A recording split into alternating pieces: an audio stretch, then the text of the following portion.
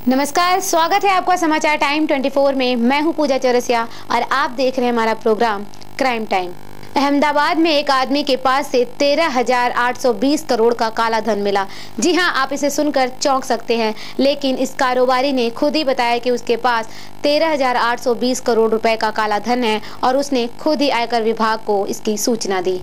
अहमदाबाद में रहने वाले महेश शाह नाम के शख्स ने आयकर विभाग को बताया है कि उसके पास 13,820 करोड़ रुपए का काला धन है।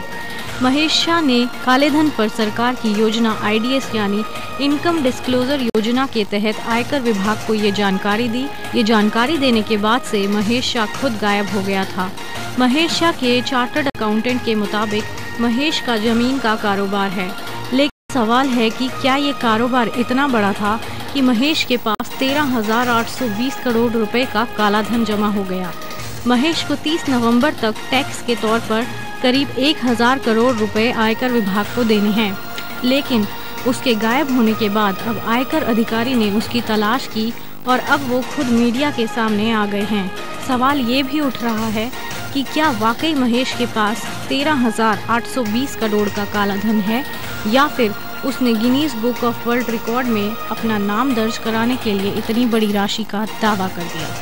सीमा सुरक्षा बल BSF ने पंजाब के गुरदासपुर में शुक्रवार शाम होने वाली एक घुसपैठ की कोशिश को नाकाम करते हुए घुसपैठिए को मार गिराया। BSF ने ये कार्रवाई गुरदासपुर के बामियाल में डींडा पोस्ट पर की। सुरक्षा बल पूरे इलाके में सघन निगरानी रखे हुए है। पाकिस्तान की ओर से घुसपैठ की कोशिशों के मद्देनजर सीमा पर चौकसी बढ़ा दी गई है। मंगलवार को भी आतंकियों ने जम्मू के पास चमलियाल में घुसपैठ की थी। BSF की कार्रवाई में पाकिस्तान की ओर से घुसे तीनों आतंकी मारे गए थे।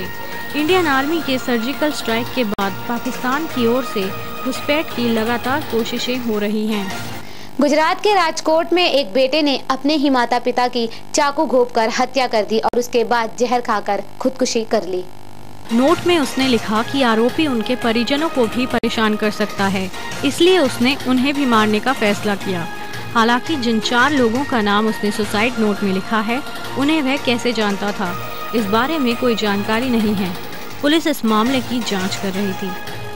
जयदीप एक फास्ट फूड विक्रेता था। उसके सुसाइड नोट से ये साफ पता चलता है कि कुछ लोग उसे ब्लैकमेल कर रहे थे और रेप के केस में फंसाने की कोशिश कर रहे थे, जिसके लिए उससे लगभग 2.5 लाख रुपए भी वसूले गए थे।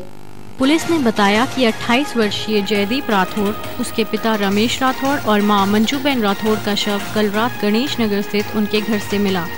उन्होंने कहा कि घटना कल रात तब सामने आई जब जयदीप का साला चेतन गोहेल उनके घर पहुंचा। अजीदम थाने में इंस्पेक्टर HM कालावादिया ने बताया कि चेतन कल सुबह से जयदीप को फोन कर रहा था। जब उससे संपर्क नहीं हो पाया तो वह जयदीप के घर यह देखने के लिए आया कि क्या बात हो गई। उन्होंने बताया कि घर के दरवाजे पर दस्तक देने पर जब कोई प्रतिक्रिया नहीं आई तो चेतन और पड़ोसियों ने जबरन दरवाजा खोला। उन्हें जयदीप जमीन पर पड़ा मिला, जबकि उसके माता पिता खून से लथपथ थे। पुलिस इस मामले में जाँच कर रही है। राजधानी दिल्ली में एक अमेरिकी महिला के साथ गैंगरेप का मामला सामने आया है। पुलिस को इसकी जानकारी एक NGO ने ईमेल के जरिए दिया। NGO के मुताबिक इस गैंगरेप को 5 लोगों ने अंजाम दिया था। यह घटना इसी साल मार्च महीने में हुई थी। साथ ही शिकायत में कहा गया है कि कनॉट प्लेस के एक 5 सितारा होटल में 5 लोग पर्यटन और यात्रा संबंधी किसी काम के बहाने महिला के रूम में घुसे और फिर बारी बारी उसके साथ गैंगरेप किया। वहीं पुलिस ईमेल के जरिए मिली शिकायत की जांच कर रही है। इसके बाद इस संबंध में FIR दर्ज की जाएगी। पुलिस के मुताबिक इस घटना के बाद महिला अपने देश चली गई है। इस घटना से वह काफी डरी हुई है, इसलिए उसने पुलिस से संपर्क नहीं किया।